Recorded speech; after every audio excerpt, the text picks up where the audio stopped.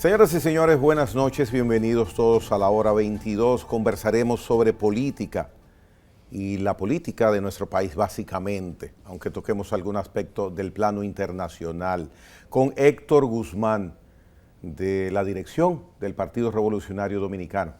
Héctor, gracias por estar nueva vez en la hora 22. No, gracias a ti, Gregory, yo aquí me siento en confianza. Porque... Cierto. El panorama político en la República Dominicana, cuando tú te paras en un balcón, hablando en sentido figurado, y miras hacia afuera, a mirar en un plano quizás de 180 grados, te pido que mires el panorama desde el balcón político de República Dominicana. ¿Qué tú ves en República Dominicana en estos momentos? ¿Cómo estamos? ¿Para dónde piensas que vamos? ¿Cómo ves el horizonte? Mira, lo primero que hay que entender es que, como todos estamos mirando de cara a las elecciones del 2024, el panorama político está indefinido, está, vamos a decir, muy nuevo todavía, como dirían popularmente. Y los partidos, en sentido general, en lo que estamos trabajando es como organizando la casa, cada quien resolviendo su tema interno para prepararse para la contienda. Pero, paréntesis te hago, se nota un activismo constante y permanente de prácticamente todos los partidos. Sí, dentro de ese ambiente de que, pero principalmente estamos todos preparando la casa para ir definiendo, vamos a decir, ya que una organización política, ir perfilando candidaturas, sobre todo la del nivel presidencial. En algunos casos, candidaturas locales también. Pero fíjate que como tenemos una ley que no te permite hacer una campaña abierta por una candidatura, sino más bien actividades de un partido que tú ahí montas candidatura, que es lo que se estaba haciendo para irla perfilando. Y tú te puedes analizar partido por partido. Yo te voy a analizar ahora partido por partido cómo se encuentra. Y todo eso de los partidos no puede dejar al margen de lo que tiene la Junta Central Electoral y el proceso de conocimiento de las dos leyes que tienen que ver con la ley de partido y la ley electoral, que es otra parte. O sea, las leyes que se pretenden modificar, más el cronograma de la Junta Central Electoral para montar los procesos y los partidos políticos. A todo eso tú tienes también que ver la situación económica y social del país. Por supuesto. Pero vamos a verla, porque cuando uno va manejando los procesos va viendo todas esas variables. Si nos vamos a los partidos, tú tomas el PLD, Partido de la Liberación Dominicana. Ese partido tiene una fecha clave, que es el 16 de octubre de este año, donde ellos van a hacer un proceso de escogencia de un aspirante a candidato presidencial. Es decir, es un proceso que desde el punto de vista de una estrategia política es una consulta que legalmente no representa ningún compromiso con la Junta Central Electoral en términos legales, por ley, por reglamento, sino es un proceso de consulta que obedece a una estrategia política de ese partido. El PLD tiene un gran desafío. Dependiendo cómo ellos salgan ahí, de ese proceso, si salen unidos con un candidato, el panorama es diferente a si se crean problemas y se dividen o crean un proceso cuestionable. Siempre los partidos, cuando van a proceso interno de escogencia de candidatos, la clave es que el proceso salga bien, más inclusive que el candidato que sale, que es importante, pero la importancia es, tú puedes tener un buen candidato, pero si sale de un proceso cuestionado, hay problemas. Hay que remontarse tan sencillamente al 6 de octubre del 19 con el PLD, exactamente, el mismo que estás analizando. El ejemplo más reciente que tenemos ahí, que nosotros en el PRD vivimos muchos procesos de eso también, que los procesos convencionales que salían unificados el partido, generalmente ganamos las elecciones, en lo que salimos con confrontaciones, con problemas, la perdíamos. Eso que tú acabas de señalar, el PLD vivió esa experiencia el 6 de octubre del 19, lo vivimos esa experiencia. Entonces, con sus 6 candidatos que ellos tienen, o 6 dirigentes aspirando a esa precandidatura, ese proceso hay que ver qué pasa. Si ellos salen exitosos, que uno siempre le desea a los partidos que esos procesos salgan exitosos, y en nuestro deseo como partido, eso va a depender del escenario del PLD. En el caso de la Fuerza del Pueblo, eso puede impactar en la Fuerza del Pueblo. O sea, ¿y cómo y por qué? Porque de lejos se entiende que Fuerza del Pueblo está definido en ese No, aspecto. lo que puede impactar es porque no te olvides que la Fuerza del Pueblo tiene en su mayoría gente que vinieron del PLD. Y eso es como nosotros, como pasaba PRD, PRM, que se daban situaciones de quién va para allá o quién va para acá de acuerdo a cómo se desarrollaban las situaciones, Ya. o en el PRM o en el PRD. Bueno, entonces habría que ver cómo impacta también en el caso de la Fuerza del Pueblo y ver en qué momento ese partido, que también es Fuerza del Pueblo, que ahora también está trabajando dirigencia media en todo el territorio nacional, cómo culminará su proceso de armar lo que es la estructura nacional que ellos están haciendo y ahora están también en una labor de crecimiento. Hay que entender que de acuerdo a la ley de partido, ahora en agosto, todos los partidos están obligados por ley a entregar lo que se llama la actualización del padrón electoral. Es decir, tanto la Fuerza del Pueblo como el PLD, como todos los partidos, tenemos en agosto ahora que entregar una actualización del padrón electoral. Cada quien tendrá su estrategia para eso, pero te dirá más o menos cómo van los partidos avanzando en términos de voto comprometido, de dirigente comprometido. Entonces, la Fuerza del Pueblo está trabajando en masificación, está trabajando en estableciendo dirigencia a nivel, vamos a decir, medio y de base. El PLD también, además de que está en eso de la consulta para los candidatos, está trabajando también en dirigencia media hacia abajo y masificación también. Tú has visto en la salida que hace el presidente Danilo Medina, que le está hablando a nuevas personas que juramentan, le está hablando a los dirigentes del PLD en esa labor ya institucional de masificación de ese partido, al mismo tiempo que van para la consulta. En el caso del PRM, y voy a dejar el PRD para último, no porque sea el último, pero más o menos para concluirte en esa parte, en el caso del PRM, en el PRM prácticamente está definida la aspiración del presidente Luis Abinader hasta que él lo haga oficial, aunque en la práctica uno ve en las campañas por la reelección, inclusive hoy vemos en uno de los medios de los periódicos nacionales donde el presidente del PRM dice la reelección en marcha, o sea, abiertamente en una campaña reeleccionista, lo dice él, o sea, públicamente. La secretaria general también lo ha dicho. Lo acaba de decir también hace unos días. Exacto, entonces ahí en ese partido están en eso, pero ahí también ahí la aspiración interna ahí es a la vicepresidencia. Ahí hay gente que está apostando a ver quién puede ser el compañero de boleta de Luis. Eso se está dando, movimientos internos en el PRM. Pero el movimiento más importante que tú tienes en el PRM es que después de escogidos los dirigentes nacionales, ahora hay un gran desafío, pudiéramos llamarlo, que tiene el PRM. Es cómo escoger los dirigentes hacia abajo. Es decir, los dirigentes medios. Cuando yo digo medio me refiero a comités municipales, comités de distrito, comités de zona, zonales, que son muchos. Entonces, ahí hay un trajín fuerte. Entonces, como salga el partido de ahí, si sale la gente conforme o no sale conforme, eso también puede impactar en la fortaleza de ese partido, además de la variable agosto. Ellos han indicado en el PRM que se va a utilizar la similitud que se utilizó el 15 de mayo, o sea, se buscará consenso. Lo que pasa es que en el consenso a nivel de arriba es muy fácil, porque son 2 cargos. Es nacional, pero cada municipio, cada zona, eso no es tan fácil. Y son un PRDista igual que nosotros. Nosotros lo conocemos.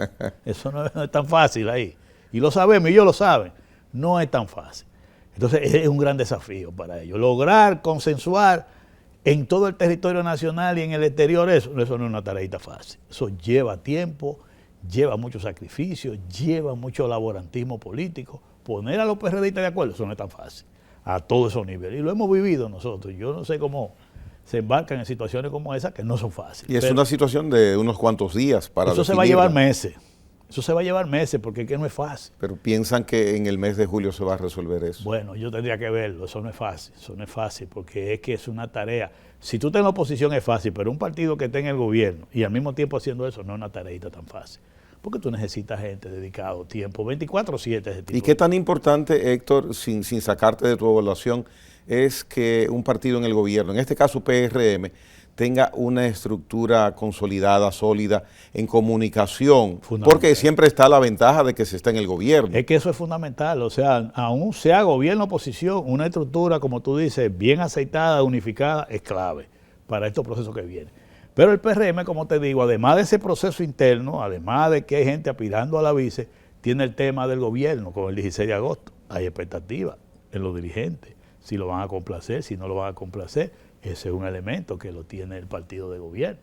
Nadie puede negar que hay inconformidad en términos de gente que entendía que debió de haberlo nombrado o no nombrarlo o darle un espacio de poder, y eso es normal en un partido de gobierno, y hay gente que no se siente que le han respondido a eso, y después del segundo año de gobierno eso es delicado. Te iba a mencionar eso, no es lo mismo 16 de agosto, el primer año, que todo el mundo deja pasar que 16 todo. de agosto, ya estamos a la mitad y de aquí para adelante serán menos los días. En estado de ánimo de los dirigentes, sobre todo los PRDistas, cuando tú pasas el segundo año y no te nombran, es peligroso.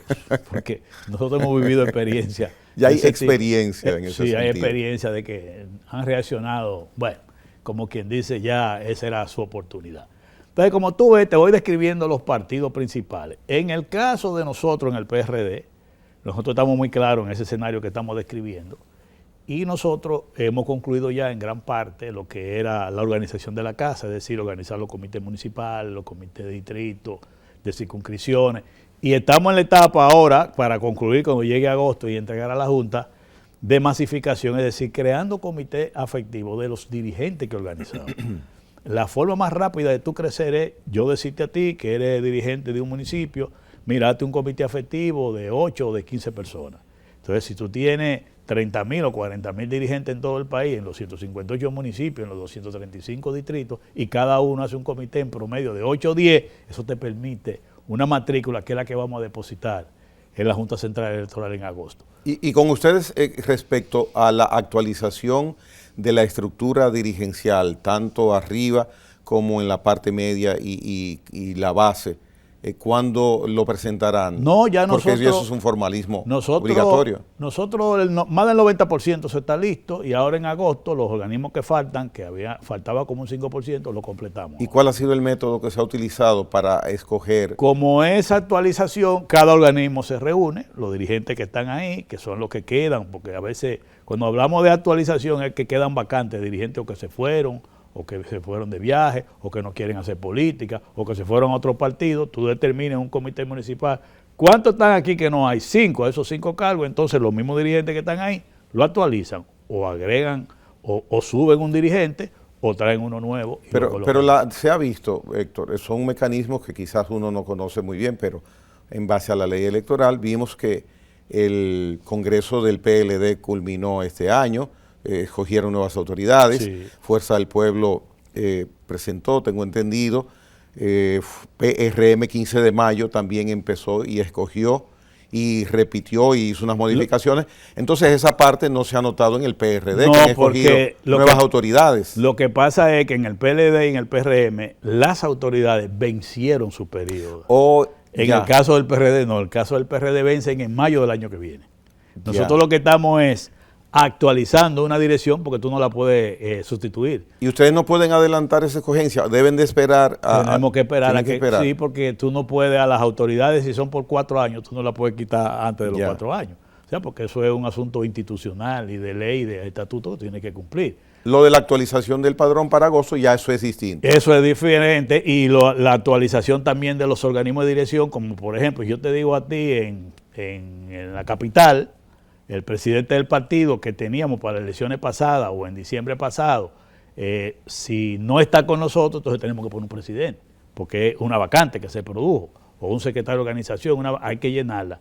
Y después que eso esté completado, entonces para el año que viene, en mayo, es que se debe desarrollar lo que es el proceso de renovación de las autoridades. Mayo del año entrante. Del año entrante. Entonces, nosotros estamos en esa parte, como te digo, organización de la casa, que ya lo completamos y ahora estamos masificando.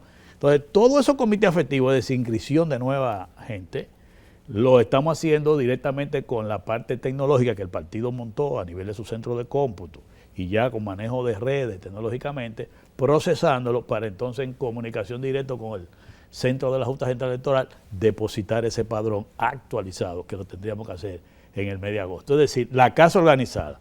Pero al mismo tiempo vamos nosotros, eso lo estamos haciendo a nivel de secretaría, a nivel de frente de masa, como te digo, a nivel de comité municipal. Al mismo tiempo vamos perfilando candidatos en diferentes localidades. Por ejemplo, a mí me toca trabajar en Santiago y ahí nosotros ya estamos perfilando a una compañera que se llama Lucía Alba, que fue diputada en 2 ocasiones del PRD, la estamos perfilando como la candidata senadora del PRD. Ya ella la estamos presentando, porque la ley eso es lo que te manda, que simplemente tú presentes una gente que pueda comunicar su intención, su aspiración de ser senadora, y el partido se ha unificado en Santiago en torno a esa candidatura. Y todos los compañeros ahí la están apoyando porque es una persona que tiene mucho prestigio, muy trabajadora, es del Licey al medio, pertenece a organizaciones comunitarias, religiosas, o sea, tiene mucho apoyo en Santiago. Entonces, ella está caminando. También hay compañeros que aspiran a regidores, otros están aspirando en algunos distritos, otros están aspirando a diputados en las 3 circunscripciones que hay allá, porque hemos ido incentivando que también se vayan preparando compañeros a todos los niveles, porque la decisión es llevar candidaturas a todos los niveles.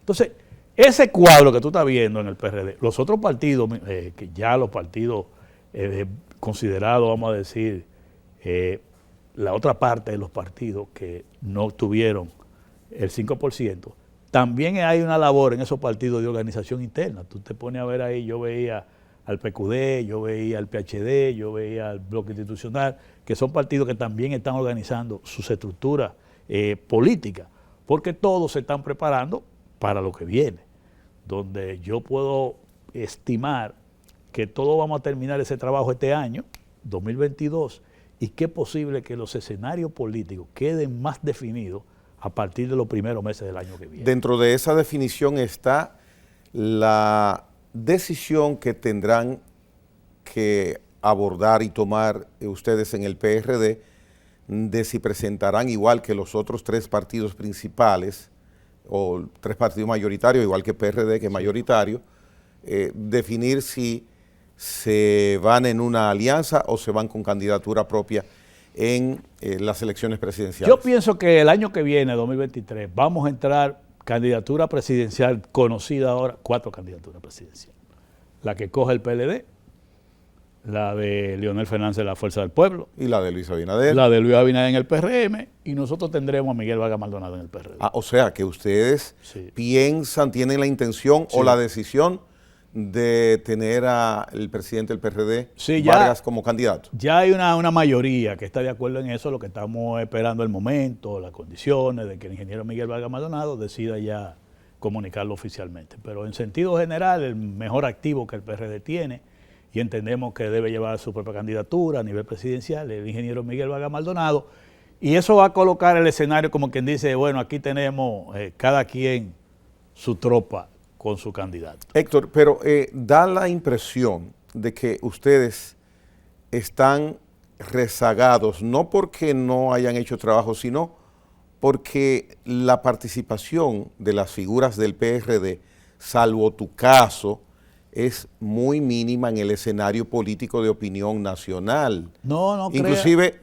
el presidente del partido de ustedes, PRD, Miguel Vargas, ha estado prácticamente ausente de los principales temas que se han sucedido después de las elecciones de 2020. No crea, mira, nosotros hablando aquí, en este momento está el presidente del partido en una cumbre mundial de la Internacional Socialista.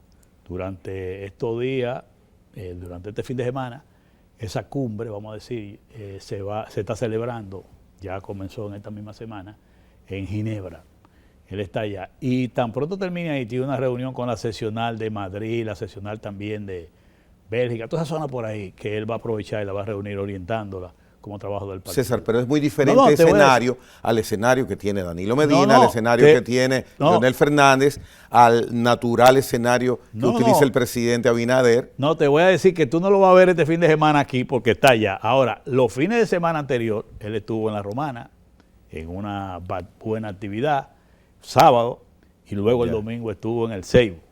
Y déjame decirte, toda la semana él, lunes, martes, miércoles y jueves, es recibiendo dirigentes de todo el país, en su casa, en su oficina privada, en el partido y juramentando gente que está viniendo nueva a trabajar en el partido. Entonces nosotros tenemos de lunes a viernes ese laborantismo político.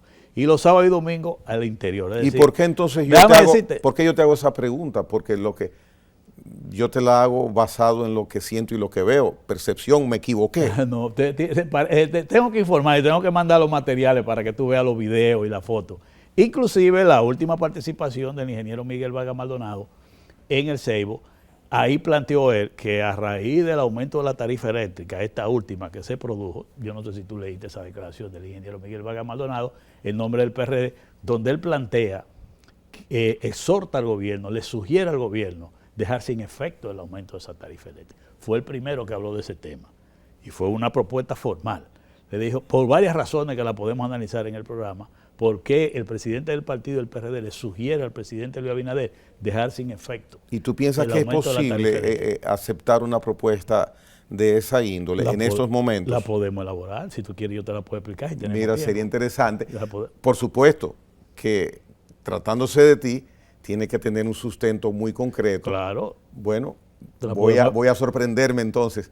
Venimos con la proposición justificada de Héctor Guzmán a lo que ha dicho el ingeniero Miguel Vargas, de que podría y convendría hacer una omisión de aplicar el aumento de la tarifa. Sí, que en estos momentos de un 7% a la residencial y un 9% a la parte comercial. Que ya se acumula un 40 y tanto por ciento. Vamos a aplicar eso. Desde hace ya 6 meses para acá. Claro. Héctor Guzmán en La Hora 22. Venimos en breve.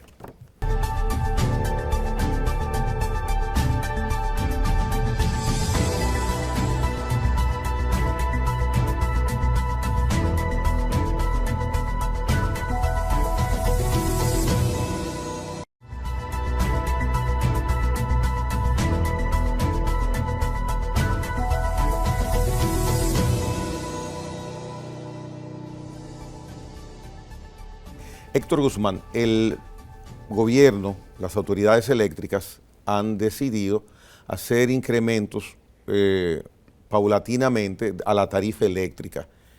Tenemos un aumento que inició ahora a partir del 1 de julio.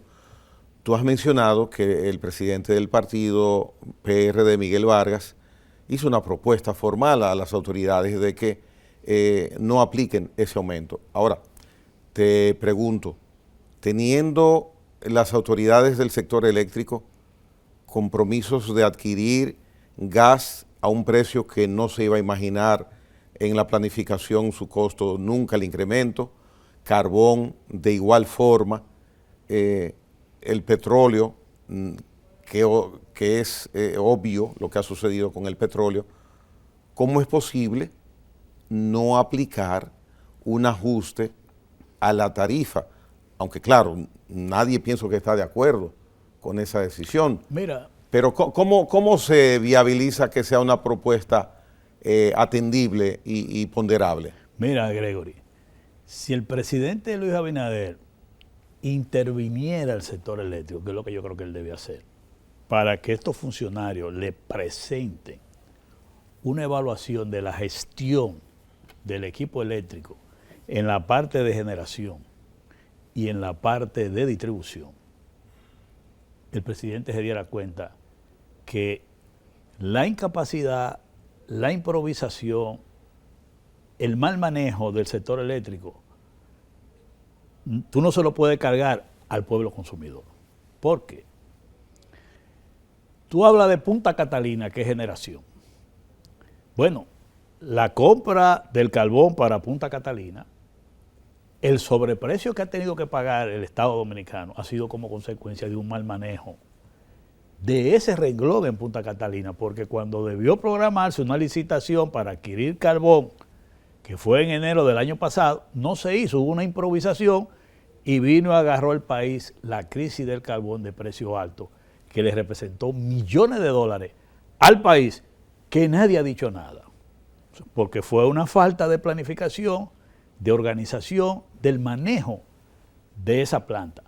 Aquí hay una planta de carbón que se llama Itabo y una en Barahona. Ahí no hubo problema de carbón, ni hubo problema de manejo de esa planta. ¿Y por qué en Punta Catalina la hay? Ese es el primer dato.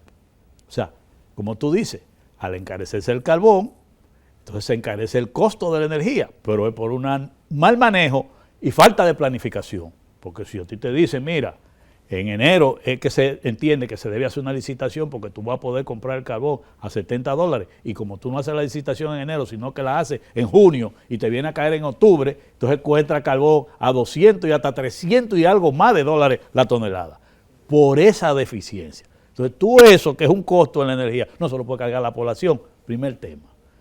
Segundo, durante esta gestión Punta Catalina, la unidad de 1 y 2, eso se ha parado muchísimas veces.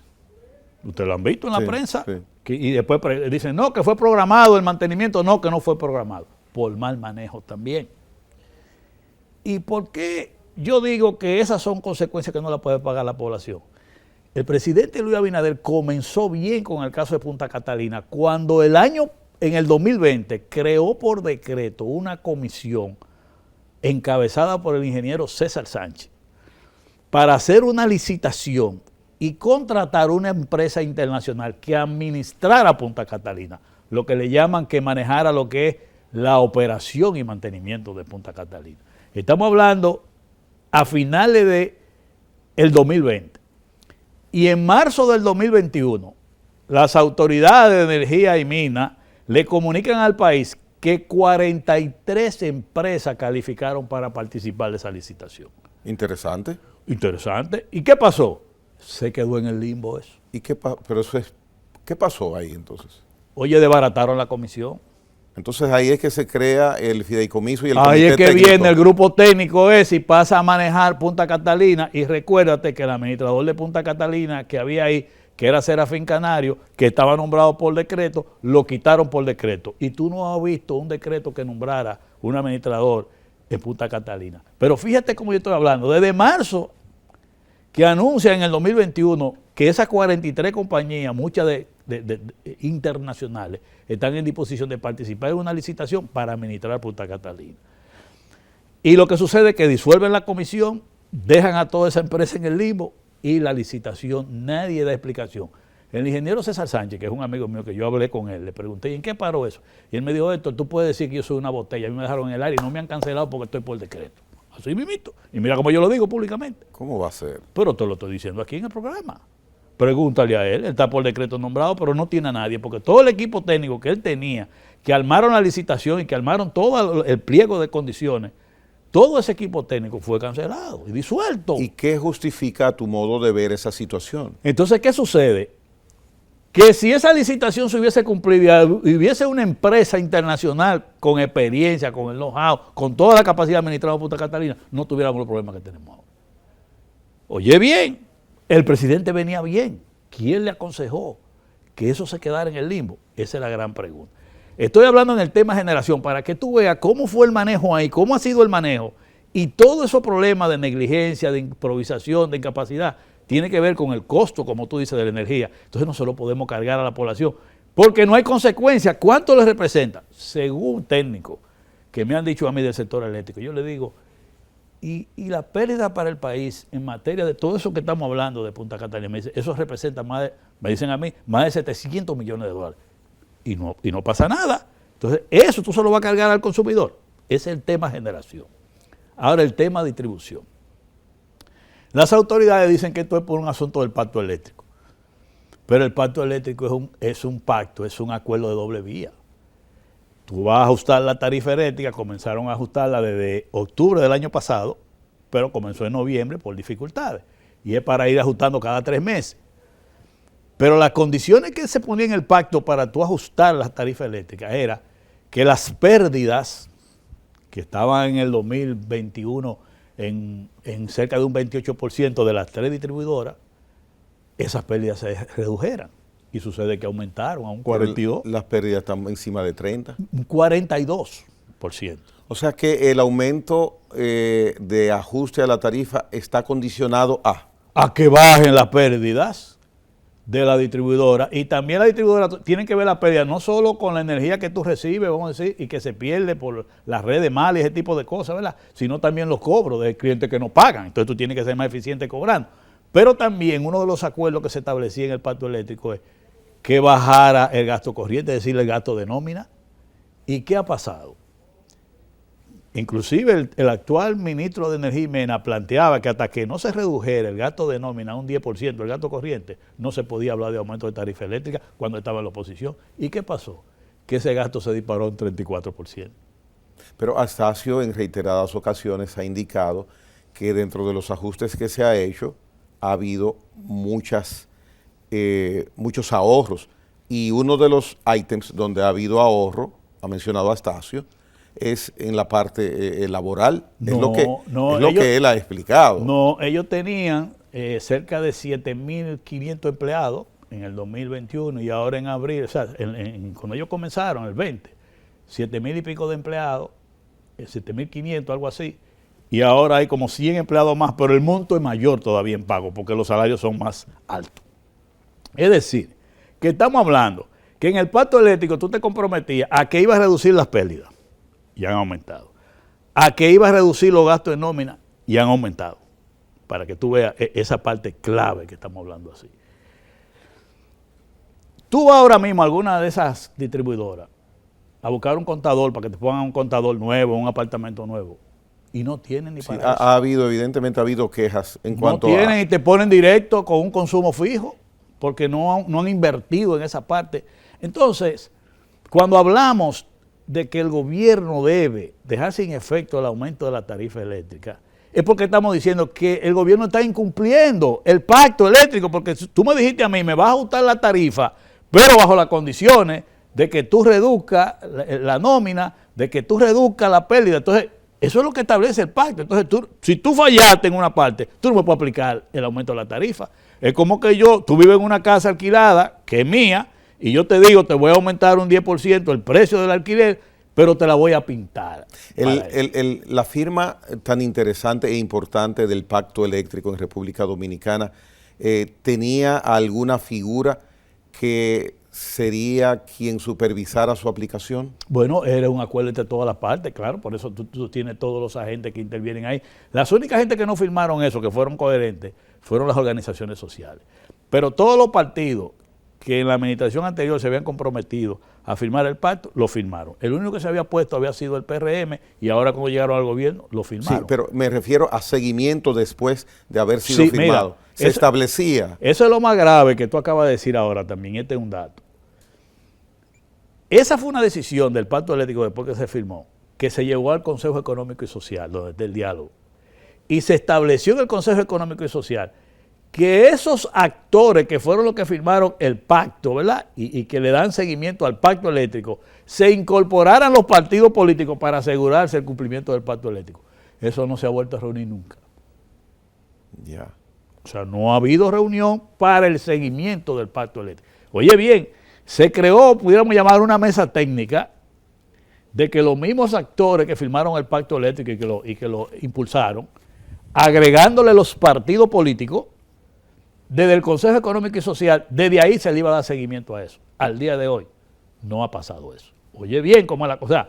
Todavía vemos más incumplimiento de parte del gobierno, por lo cual tú no puedes venir a cargarle a la población el aumento de la tarifa eléctrica si tú no has cumplido con esa parte. Por eso es que yo digo que es un aumento inmoral. ¿Por qué? Porque es un acuerdo de las partes y una de las partes no lo cumplió y me quiere cargar a mí la parte que me corresponde. Entonces yo creo que, sobre todo en la situación que está el pueblo dominicano ahora, con aumento de los precios de la comida, con situación de desempleo, con el problema de la inseguridad, medicina cara, con apagones, yo creo que en este momento sería conveniente, porque es que para uno es preocupante que una carga más a ese pueblo, que es el que es más pobre, sobre todo que el aumento de la tarifa va dirigido para los que menos tienen, porque el 75% de los clientes, que son los que consumen menos de 200 kilos, son los que están siendo afectados por esto. Y también el comercio pequeño, que tú sabes que el comercio que recibe un aumento de tarifa se la carga al cliente también. Es al que le da servicio o al que le vende algo que se la carga. En este momento, eso puede ser hasta peligroso, esa carga económica, que la gente no lo ha sentido porque es a final de mes que te llega la factura con este aumento. Cuando tú lo veas, y hay mucha gente que yo oigo en los programas interactivos llamando, que uno le está hablando de un aumento que va a terminar casi en un 42%. Pero óyeme, la gente entiende que los aumentos está viendo la tarifa, es mayor lo que le está llegando a la factura eléctrica. Entonces, hay que tener cuidado. Así como el gobierno ha sido, vamos a decir, prudente con el tema de los combustibles y ha mantenido ese subsidio, este es un tema que el gobierno tiene que aplicar la misma política. Como nosotros decimos, deje sin efecto eso ahora, para que el gobierno se vea obligado a cumplir su parte. ¿Cuál es? Mejor el problema de la pérdida. Vamos a ver si usted reduce esa pérdida por lo menos que lleguen a un 15%. Mejor el problema de la nómina. No puede ser que usted tenga una empresa quebrada diciéndole al cliente que le va a cobrar más, pero no le puede cargar la incapacidad que usted ha demostrado administrando el sector eléctrico al pueblo consumidor. Eso no puede ser, eso es inmoral. Y nosotros, desde el PRD, analizando esa situación, por eso hemos planteado a través de nuestro presidente que se deje sin efecto eso. Y yo voy más lejos. Ojalá el presidente Luis Abinader reúna ese equipo eléctrico y busque otra gente de su propio partido que son muy buenos, que conocen ese tema. Porque tú sabes uno de los grandes problemas que hay con el sector eléctrico, que una gran parte de los que están dirigiendo el sector eléctrico, de una u otra manera han estado vinculados a los grandes inversionistas del sector eléctrico. ¿Sí? Sí, porque aquí no conocemos todo. Aquí tú ves a fulano y fulano y fulano y tú sabes con quién trabajaba y con quién no trabajaba. Entonces, el PRM tiene buenos técnicos ahí, que no están en el gobierno, del área eléctrica. El presidente puede llamarlo y hacer una reunión con esos técnicos que están dirigiendo y decirle, vengan acá, denme los números. Hábleme de lo del carbón. Dígamelo de la distribuidora y ver ahí, en el terreno, ver ahí lo que está pasando y decir, pero ven acá, ¿qué es lo que yo tengo que mejorar? Por ejemplo, ¿por qué se paró la licitación para la administración de Punta Catalina? ¿Por qué? Ese era el camino correcto, o sea, Punta Catalina, que ya es una planta que está dejando beneficios, que es estratégica para el gobierno. ¿Por qué no hacer esa licitación para que una empresa experimentada la administre? ¿Por qué? O sea, ¿qué pasó al país? Hay que dar una explicación de eso. Y yo siempre pongo el ejemplo, pues yo lo pregunto a los técnicos del área eléctrica, de varios partidos, no solo del nuestro. Pero Itagua está a carbón, Barahona es a carbón, ¿y por qué ahí no hay problema? ¿Por qué no hay problema ahí? Y hay problema en la de nosotros. O sea, ¿qué es lo que pasa? Entonces, ve a ver quiénes son los que administran en las otras. A rasgos generales, con esas observaciones críticas, objetivas, claras y precisas que haces, ¿qué piensas tú ha sucedido que ha faltado, a tu modo de explicación, eficiencia en el sector eléctrico cuando el Partido Revolucionario Moderno, es bien conocido, tiene figuras de amplia experiencia en esa área? Yo creo que uno de los grandes problemas es lo que yo te decía ahorita. Los actores principales que yo veo actuando ahí son gente que de una u otra manera están vinculados a grupos que tienen que ver con el tema eléctrico, de inversionistas, de empresarios, que no es malo, tú lo puedes tener porque los empresarios pueden reclamar sus intereses. Ahora, tú necesitas tener funcionarios que no tengan compromiso para que puedan aplicar políticas en beneficio del país. Pero es que si es como tú estás diciendo, entonces se colige que yo dirijo, administro de manera ineficiente para no afectar un sector que es el que verdaderamente yo respondo y no a un gobierno al que me debo por designación. Es que ahí que viene el problema. Es lo que estoy diciéndote, sí, porque que tú piensas que ha sucedido. Yo veo un director operativo en Punta Catalina que todo el mundo sabe que trabajaba con un generador. Y si lo vamos viendo, yo no quiero personificar el tema, porque usted tiene su derecho a trabajar con una empresa y cosas así. Ahora, lo que usted no puede ir al gobierno es a manejarse en función de los intereses que usted ha representado o que usted ha vivido en contra de los intereses del país. Y yo te lo voy a decir, esto no es nuevo, lo que estamos hablando. Cuando el presidente Hipólito Mejía llegó al gobierno en el 2000, yo recuerdo que en las primeras reuniones que se hicieron con los generadores, que Hipólito le tenía un calificativo, no lo voy a repetir. ¿Tú sabes cómo es Hipólito? Y le decía, vengan para que ustedes vean con lo que yo me voy a juntar aquí. Funcionarios del gobierno anterior que eran superintendentes de electricidad o que eran de la CDE que trabajaba, lo vi yo al lado de los generadores a partir de ahí. Ya. Y yo no estoy hablando mentira, lo que sea. O sea que es una situación que en el tiempo ha ido caminando de manera similar. Sí, entonces, digo, en este momento, porque en la administración pasada no había eso. O sea, como tú te veías, ¿quién es el administrador de aquí? ¿Quién dirige aquí? No son gente vinculada a grupos de ese tipo. Inclusive tenían enfrentamientos. ¿Y qué podría hacer? Porque, por ejemplo, Punta Catalina no fue que le cayó bien a ciertos generadores. Lo sacó del mercado. Ahora, cuando Punta Catalina se daña y cosas así, hay gente que estaban fuera del mercado que han entrado ahora. Plantas que... Sí, por default. Plantas que producen energía carísima. Y el gobierno se ve en la obligación de tener que permitirlo. Entonces, yo te digo honestamente, Gregory, a mí me tocó trabajar mucho con el equipo eléctrico de lo que era el PRD antes y después el PRM, porque yo era el asesor de ellos en materia de comunicación y política y participaba de todas las reuniones y todo lo que ellos hacían. Y te digo a ti que mi consejo al presidente de la República, que ese es un tema fundamental del país, muy delicado, porque también implica mucha inversión para el Estado. Y estamos en un momento de crisis que el gobierno necesita recursos. Mi recomendación al presidente es, seleccione usted a lo que usted quiera, a los técnicos, y que le hagan una evaluación, un diagnóstico de la situación, y que le recomienden lo que haya que hacer. O sea, que el presidente busque una segunda opinión. Sí, la busque, y técnico del PRM que tiene la ahí. Y yo creo que lo aconsejable es retomar el camino que inició el presidente Luis Abinader, que fue la licitación para poner en manos de una empresa calificada, con experiencia, que en la 43 que había ahí, hay empresas reconocidas que son buenas en el manejo de eso, porque tienen manejo de planta como ese en otros sitios, ya se conoce, que retome esa licitación. Y usted verá que lo de Punta Catalina va a cambiar, porque si Punta Catalina le deja beneficio al gobierno, es algo estratégico para el manejo del sector eléctrico en el país, pues usted lo que tiene que tener es una buena administración. Bien. Héctor, vamos a hacer una pausa. Venimos en breve en el segmento final de la hora 22.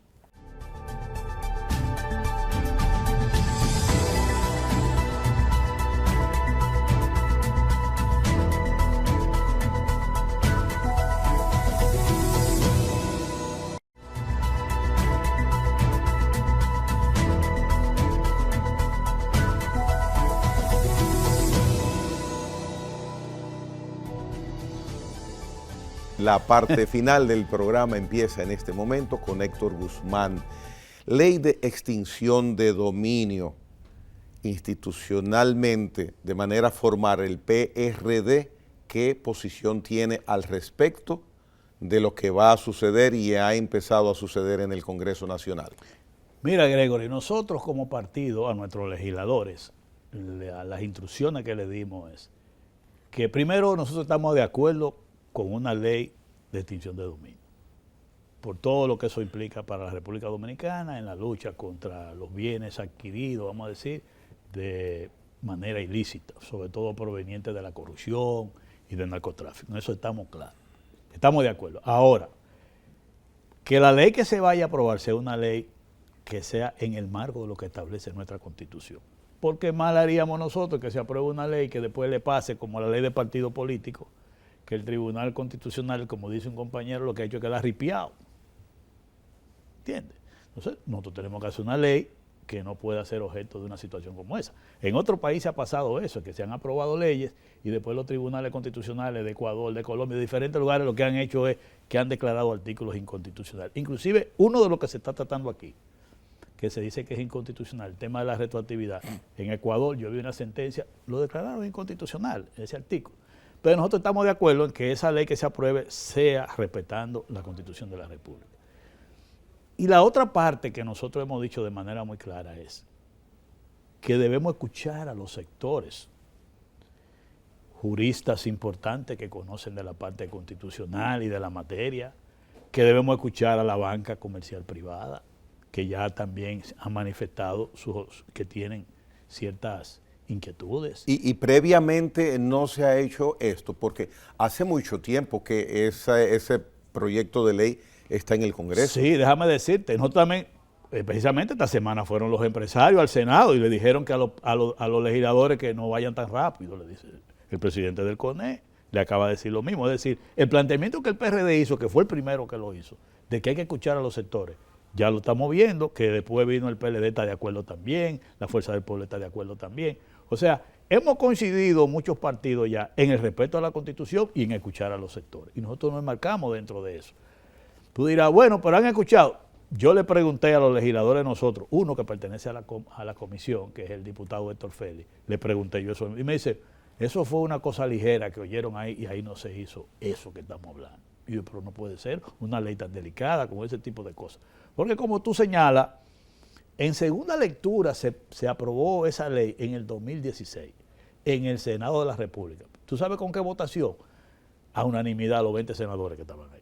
La aprobaron esa vez y después se cayó en la Cámara de Diputados. Pero ahora, cuando se retomó este nuevo proyecto, se ha notado como una celeridad preocupante. Bueno, hay una posición, por ejemplo, el licenciado Paliza ha indicado sí o sí y eso se va a aprobar. Y eso no está bien porque, mira otra cosa, nosotros hemos dicho como partido, y otros partidos también lo han dicho, que es una ley orgánica, que necesita una mayoría calificada. Y yo te diría, bueno, tú puedes estar desde el punto de vista legal, de acuerdo o no de acuerdo, de que si es calificado o no calificada, o sea, si es ordinaria o si es, vamos a decir, orgánica o no. Supongamos lo legal. Ahora, para una ley de ese tipo, lo moral, lo ético, es que tenga la mayor legitimidad posible.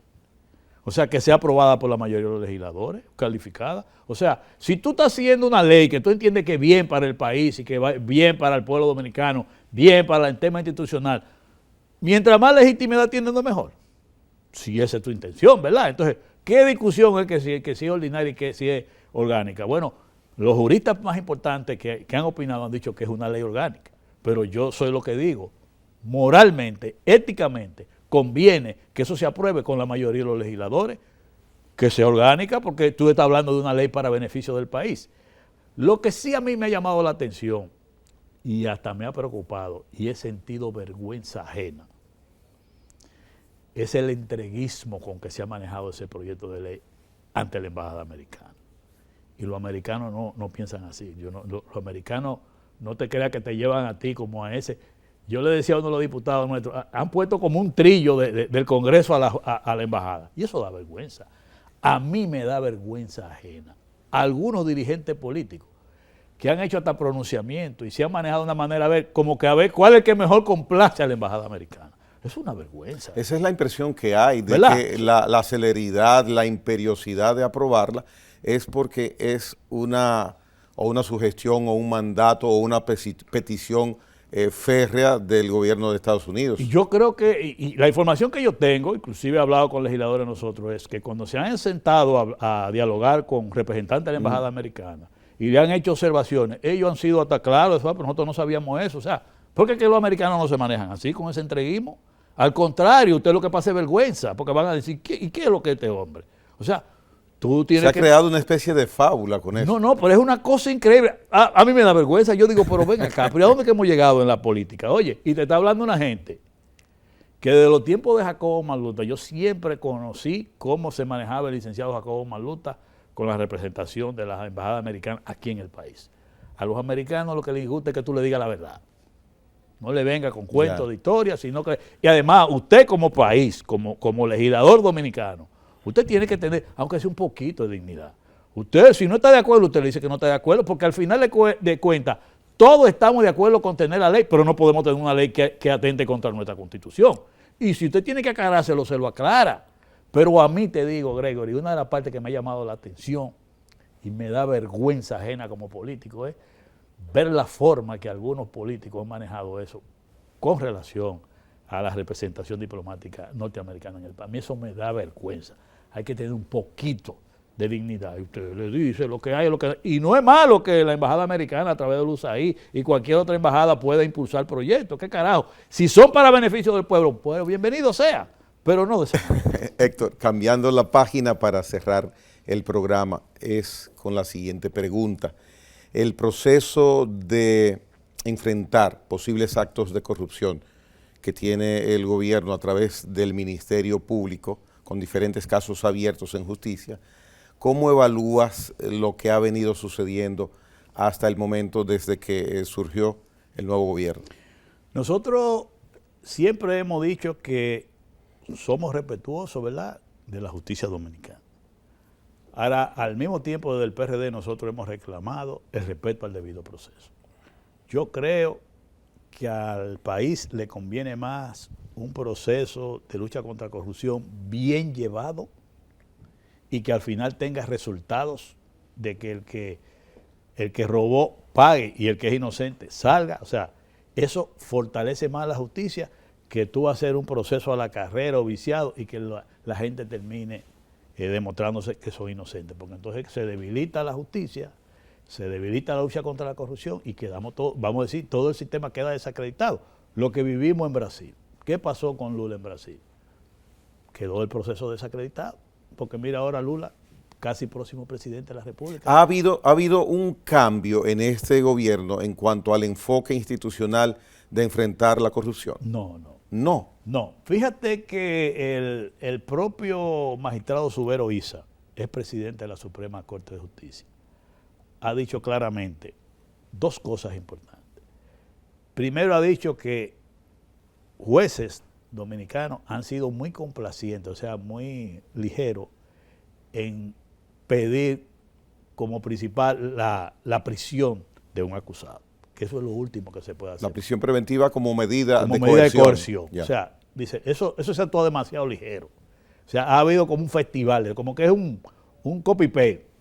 Pedimos lo mismo y de una vez los jueces, tantos meses de prisión. O sea, y él dice, la privación de libertad es lo último que tú puedes tocar. O sea, eso por ese lado. Entonces, no lo estoy diciendo yo, lo está diciendo un expresidente de la Suprema Corte de Justicia. Y lo segundo, de sus declaraciones que a mí me convencieron mucho, es que él ha dicho que un ministerio público, ese ministerio público no cuenta con las herramientas en términos logísticos, presupuestarias, suficientes para elaborar buenos expedientes que puedan conducir a una condena en la lucha contra la corrupción, que eso es muy difícil de probar y por tanto se requiere de instrumentos que no tiene actualmente el Ministerio Público. E inclusive, él dice claramente, a ese Ministerio Público es que hay que respaldar con recursos. O sea, no estamos hablando de una gente que está opinando de que se opone a una lucha contra la corrupción como nosotros. Nosotros decimos, oye, la lucha contra la corrupción nosotros la respaldamos. Que el que le falló al país, que pague, con la cárcel, con lo que sea. Ahora, tú tienes que guardar el debido proceso. Tú tienes que llevar un proceso que al final de cuentas lo que importa son los resultados, porque si los resultados no son buenos, queda desacreditada la justicia y la impunidad es la que prima. Entonces, cuando yo te digo esa parte, yo creo, mira el caso de Odebrecht, el ejemplo que tenemos. Yeah. ¿Dónde terminó Odebrecht después que pasamos todos estos años y tanta cosa y marcha verde y marcha? Mira dónde está.